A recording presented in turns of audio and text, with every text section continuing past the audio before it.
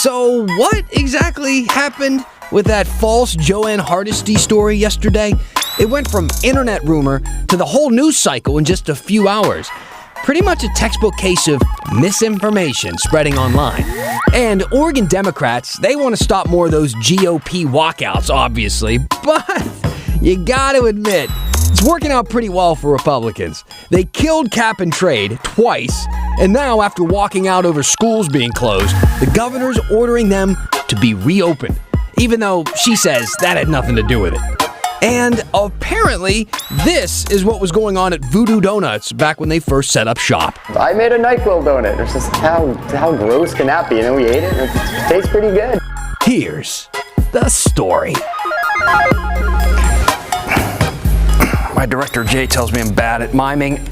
I tell him I'm good. I think it's sad that we have that argument, really. Don't eat your NyQuil donut just yet. Give me 30 minutes of your time. I know it's a Friday. I'm Dan Haggerty, the glazed donut of news anchors. Welcome to The Story. This is the show that wants you to talk to us. Tell us what you think of what we're doing, what you think we should be covering, critiques, anything. Questions, we love answering them. Use that hashtag HeyDan or send us an email at thestory@kgw.com. Now, if you haven't noticed, the internet is kind of awful. I mean, you know, it's great in some ways, too. That's how we ask you to communicate with us every night. And we love that, by the way. But it's also a breeding ground for false information. And really, it's only getting worse, okay? You might think, okay, people lie on the internet all the time. We know that. What's the big deal? Well, here are some recent real-life examples and consequences. Ever since we first started talking about COVID, right, and the vaccine, people have been making false claims about that vaccine. Things like it was developed too quickly to be safe, or that they alter your DNA, neither of which are true. Well, the big worry is that this misinformation will stop people from actually getting vaccinated, which is our ticket right out of the pandemic, right? In fact, the study you see here was published in the journal Nature last month. It found that people exposed to vaccine misinformation were actually less likely to get the shot.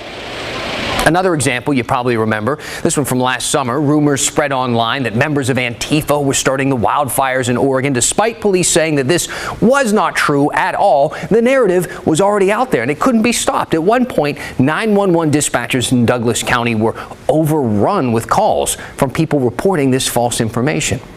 And of course, I have to mention the insurrection. I mean, President Trump and his allies spread constant lies about election fraud after he lost in November, and that culminated in the attack on the U.S. Capitol on January 6th. People were killed. Our elected leaders were put in danger. The president was banned from Facebook and Twitter over fears that his words would incite more violence.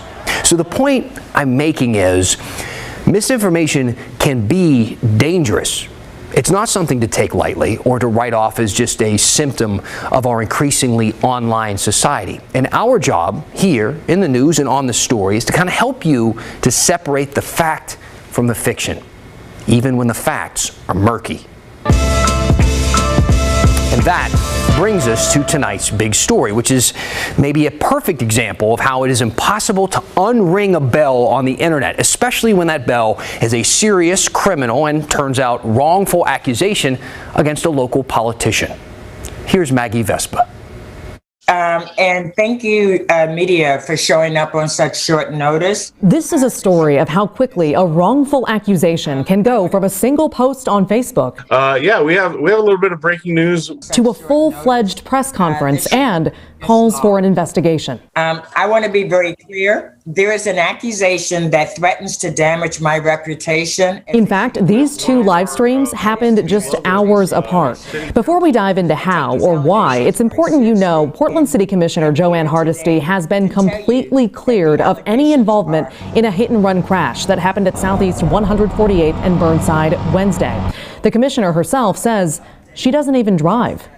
I take these allegations very seriously and am here today to tell you that the allegations are false.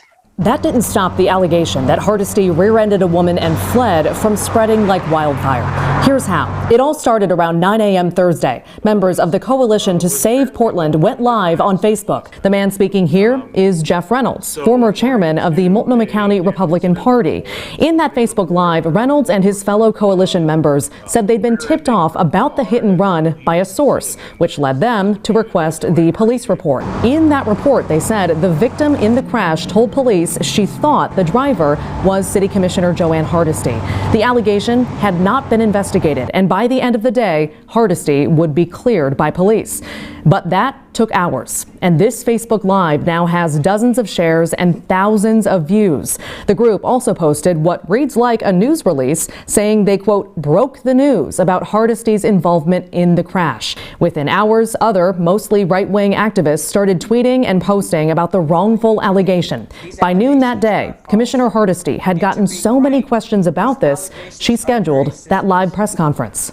This appears to be part of a coordinated smear campaign perpetrated by Jeff Reynolds, former chair of the Multnomah County Republican Party. Hours after that, Portland police put out a statement clearing the commissioner. Members of the Coalition to Save Portland have denied Hardesty's smear campaign allegation against Reynolds, but they haven't updated their posts or website to say Hardesty has been cleared. So that content is still undoubtedly being discovered by new people. Gabriel Johnson, co-founder of the Coalition, spoke with me Friday afternoon. Do you have any regrets in putting it out the way you did? It's a public record, and I think the public records need to be put out. And so no, we don't have any regrets, and we would do it again. Okay, Maggie Vespa joining us live right now. So no regrets there. Definitely some damage done, especially if the post is still up right now. It is important, I think, for people to understand, as journalists, allegations in a police report, and we get police reports all the time, are not anything close to the same thing as a criminal charge. Exactly. We really wanted to point that out because Johnson called it a public record at the end, which of course in some capacity is true, but it's kind of it's a low barrier of entry. I mean, when someone tells something to an officer and it's written down in a police report, that means it's going to be investigated. So for journalists, especially in high profile cases like this, when you know it's a brand new report and those allegations haven't been investigated and charges haven't been filed, to just quote the police report and put it out there in this way, journalists just don't do that. This group, though, obviously did. Let's talk about this report for just a second, because we're taking their word for this because we haven't seen the report. We've asked for the report. Journalists want to see this report. Commissioner Joanne Hardesty wants to see this report, and none of us have seen it yet. What do you make of that? It's unusual, to say the least. I mean, you said it. Journalists all over Portland have put in requests for this report. None of us have gotten it. So I asked Gabriel Johnson, and he told me, yeah, he got a text message yesterday morning from a source. He didn't want to say who. And he said that person gave him the report number. He says he turned around and he asked Portland police for that report, and he says they gave it to him. That said, I do want to note, we asked the Coalition if we could see a copy of the report they have, and we were told no. We also asked Portland police to basically deny or confirm that account, and we haven't heard back at this point.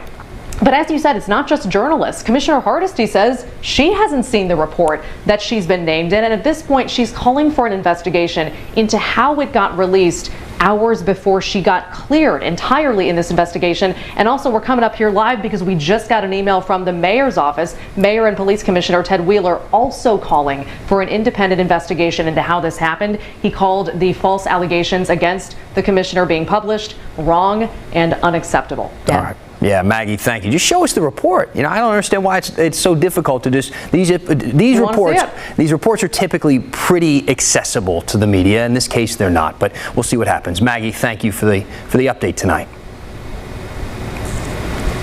Now, by now, I'm sure there's other big news today, right? Really big news that affects a whole lot more people than the situation we were just, well, I guess not really. Misinformation and disinformation impacts all of us, but so does this one. All right, Governor Kate Brown is using her executive authority to reopen all Oregon public schools. It's going to start March 29th for elementary students and then April 19th for the rest of us, for everybody else. Now, this doesn't mean that every student is going to be going back to class. It just means that schools have to at least offer in-person learning for those who want it. Now, a lot of people have been waiting for this to happen for a long time. Many people since the governor put teachers in front of seniors in the vaccine line back in January, some even prior to that, including Republican lawmakers. They actually held a one-day Senate walkout last week demanding Governor Brown loosen COVID restrictions, and at the top of their list, using her executive power to reopen schools. Now, that's exactly what she has done. Now, we asked Senate Republicans if they think that this mini walkout that they did prompted the governor's decision, and here is what they told us. They said, quote, "We've been calling on the governor for weeks now to reopen schools, but we think our protest did elevate the concerns of parents and students about the impacts of school closures. We are glad that she is reopening schools, and we look forward to keeping her accountable for returning all of our kids back into the classroom for full in-person instruction." Now, we also asked the governor the same question today. Did you decide to set these dates after the Republicans walked out, in part protesting no schools? No. The dates made sense. Honestly, I've been meeting with superintendents on a regular basis. I've been meeting with educators and work teams for frankly months now. And this was the logical next step after the other tools that we put in place, the vaccinations, the testing strategy, the resources, and the wonderful work that Director Gill did at the Department of Education, the Ready Schools, Safe Learners. All right, so she says no. Her decision to reopen now has nothing to do with Republicans and their demands when they refused to show up last week. But I do think it is worth noting that Republicans have had a lot of success getting what they want with their previous walkouts. In 2019, they refused to show up while lawmakers were debating a big school funding bill. But they came back after Democrats agreed to kill gun control and vaccine exemption bills. The school funding bill ended up passing.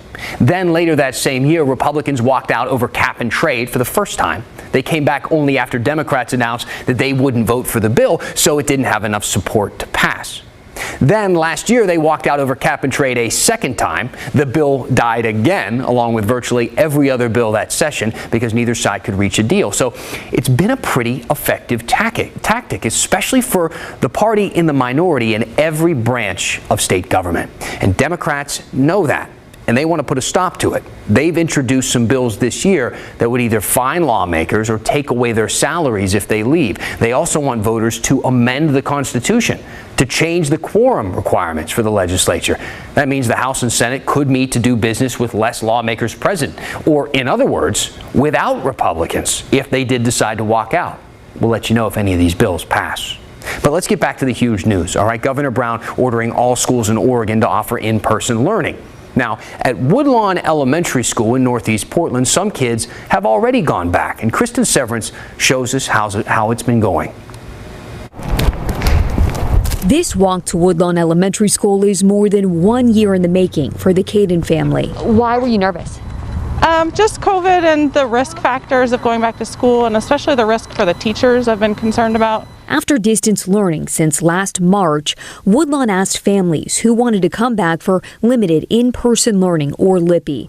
Third grader Jude said no for now. His brother, second grader Augie, jumped at the chance. It was like the first day of kindergarten. Like I dropped him off on Monday and it was like kindergarten all again.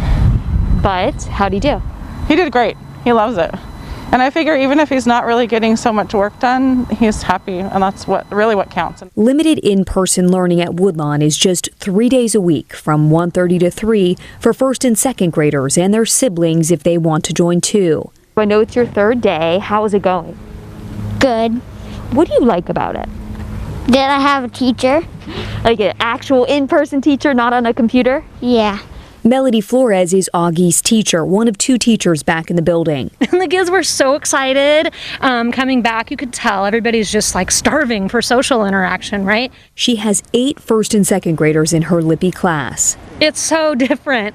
But you know what? The kids are so good at it. They've been living in this world for the past year, so they are very aware that things are going to look different.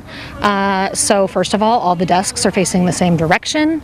So everybody's facing forward, 6 feet apart, masked up, can't get too close to each other. We've got to be 6 feet apart. A good practice run since Governor Brown is ordering all schools at all levels to open in March and April. What's great about this is kind of getting like the kinks worked out. And Flores, who teaches her kindergarten class virtually in the morning and does limited in-person classes in the afternoon, said this system works. I would personally like to continue with the Lippy like we're doing, and because my students have a routine, and to break that routine for the last few weeks of the school year, that feels kind of challenging. I think I'd like to just keep on doing this, those that want to come back in the afternoons, and then keep our routine and then start fall ready to go with the hybrid. Whatever school looks like in a few weeks or a month, she'll roll with it. Something we've all gotten pretty good at. Do you hope you can keep going to school all year? And why is that? Because it's fun. All right, Kristen Severance joining us now. Kristen, how are the other families feeling about this, about going back? So Woodlawn surveyed all of the families. 60% said they want to do hybrid. So that's some online and some in-person learning. And you can imagine things are so busy right now inside the school as they get ready for whatever this is going to look like, in a few weeks. What about the teachers? I know that you know the teachers so well from doing all these stories over at Woodlawn. I figure they'll be pretty honest with you. What are they saying? So yeah, I was texting with some of them earlier today. I mean, they're nervous. This system, it was not perfect, but they figured it out. And there are 8 weeks left. They think it's kind of a trial run for fall, but they're also excited, of course, to see the kids in person. Even though, Dan, I think this is the biggest point here. It's going to look so different. You remember episode 1 in the fall of 2019. You can go to YouTube and watch it right now. I mean, there are so many kids in the school. There are kids packed in the cafeteria. Everyone's hugging. Everyone's together. That is not what school is going to look like anymore. And I think, people kind of forget that. But you saw in my story tonight, masks on, people are far apart from each other. So it is going to be different. Different world for sure. Right. Kristen, thank you. You're welcome. They compromise. They reach across the aisle. They make their political parties really super mad sometimes. It's the moderates. When the story continues. Welcome back. We're getting a lot of comments tonight. I just read one. Somebody said that scream in the last little tease we did before the commercial about the moderate monsters attacking the city. She said her dog started barking like crazy. So I'm sorry. But keep using that hashtag, Hey Dan. I'll take that kind of feedback, barking dogs. At least you and your dog are watching, so thank you. Now, I'm sure I don't have to tell you, we are in a very partisan chapter of American politics. Republicans and Democrats there tucked neatly into separate piles that hate each other. Now, I'm speaking generally, of course. It's okay to like somebody from the other party, especially since some of those people are your kids or your parents or your spouse. But polling from the political website 538 found that Americans really don't like the other party. Since the 1980s, people have had a steady regard for their own party and shown growing disdain for the other. Experts explain this in a few different ways. One would be the nationalization of American politics, meaning that people care a whole lot more about who the president is and a lot less about their local county commissioner, let's say. Not that one is important and the other is not, but if you're concerned enough with politics to know who, let's say, the minority speaker of the House is, but you can't name 2 of your county commissioners, well, I'm talking about you here. And one of the reasons you may know more about where Nancy Pelosi gets her hair done rather than your own town city council is because politics can be theater, and Americans are consuming it in a landscape of ever-growing partisan media that knows that most people would rather have their beliefs reinforced more than having them challenged. Pair that with the fact that both parties have taken more distinct stances on a growing number of social issues. Americans are living in this political world of, are you with us or are you against us? And these are just a few of the reasons why people get so darn mad when a politician steps out of formation, like Representative Jamie Herrera Butler from Southwest Washington, a Republican who spoke out against President Trump's lies about the election. She was one of only a few Republicans who actually voted to impeach him. And then the Clark County GOP censured her for that, which means they're taking her funding away. The vote was unanimous. The question is this bad for Herrera Butler? It sounds bad, but is it bad? Our political analyst Len Bergstein says not necessarily, and here's why. Do you think that individual politicians have more power today than they ever have before? More or less, you see like the GOP in Clark County censuring Jamie Herrera Butler. Does that carry as much weight as it did 10, 15 years ago? I don't think so. And then part of that has to do with the ability of the legislator to go directly to voters through technology means, to talk with them, to raise money in small amounts, so that in fact the gatekeepers of the goodies that the parties used to be no longer, or they don't have that pressure that they had prior to this. And also, quite frankly, media attention gravitates towards mavericks. It's always been that way, but it's particularly true now, where so much of the politics is about sound bites, and your attempt by a politician, a candidate, to try and worry, you have to worry more about the fight within your own party in a primary than you do have to worry about a general. So that what we see politicians who are really trying to play to the vote that they think is going to determine their win in a primary. Now, on the other side of the aisle, Democrats started writing us all kind of angry emails about Oregon Congressman Kurt Schrader. They were Schrader haters. They were mad that he voted against the most recent stimulus package because he says he was concerned with how it was devised. He said the other stimulus bills that came prior, they were bipartisan, and this one wasn't. He had concerns about the minimum wage hike that was attached to the bill, and he worried that there were elements in the bill that didn't pertain directly to COVID recovery. He was one of 2 Democrats who voted against it, and it was so rare that to have these 2 people break ranks that it made national headlines. I'm just curious about how you feel about all of this. Because I will say, when Schrader made that vote and we got angry emails from Democrats, we also got emails from Republicans praising him for it. And Democrats, they did the same when Jamie Herrera Butler voted to impeach President Trump. But I wonder if they were truly praising these lawmakers for their willingness to cross the aisle, or if they were just happy to see someone from another party agree with them. Let me know. Curious what you think. Use that hashtag, HeyDan. Now, it might be hard to imagine Portland without Voodoo Doughnuts, at least if you're a tourist, I guess. But at one point, they were pretty much unknown. We're going to dip into the KGW vault when we finish the story next. I'm being told I can't pronounce the word tourist. I say tourist. And my producer says tourist, which is like way too many syllables. Either way, I digress. And I know a lot of you guys love the KGW Vault, and I can't wait till we get tourists back to this town to visit what we're about to show you, because we're digging into our archives. And if you have any suggestions, please use that hashtag HeyDan. But we found one from 2003, when Voodoo Doughnuts first opened a tiny little shop in Old Town. A little door on 3rd Avenue few ever notice, but take a peek inside. We've been watching the sunset and the sunrise. You'll find a business that doesn't stop for the clock. Not rocket science, but it is chemistry. Welcome to Voodoo Doughnuts.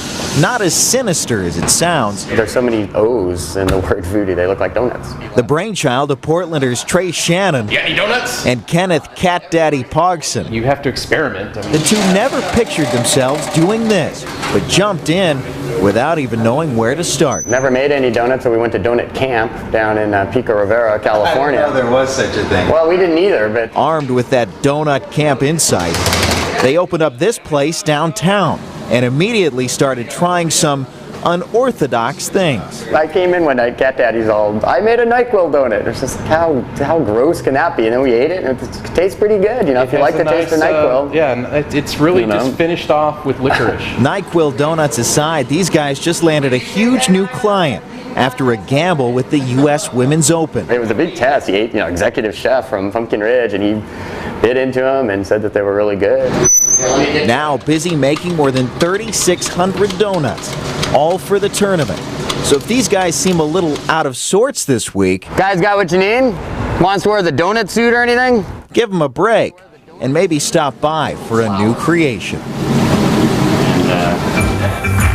I could go for a donut. I'm feeling very Friday-ish right now. I'm like almost You get my point. Todd McAllister, general question here. Do you know if the Apple Store opening back up has helped other businesses kind of reopen downtown? I don't have any specific numbers for you, but I was talking to some business owners and stuff downtown recently, and they said that it has kind of helped a little bit of the vibe, knowing that certain places are starting to bring the boards down and certain companies like Apple are starting to reinvest. So, yeah, I think that there is a little bit of encouragement there, but I haven't seen any numbers yet to specify that. And then somebody, Top Guy, wrote in and said, correction, you just called out people who don't know the minority Speaker of the House. Of course they don't. There's no such thing, either nationally or locally. Perhaps you meant minority leader. Yep, got me. That was a trick question. I wanted to see if you knew, actually, and you passed the test. That's the story for Friday, the end of the week. I'll see you Monday. That's all I got.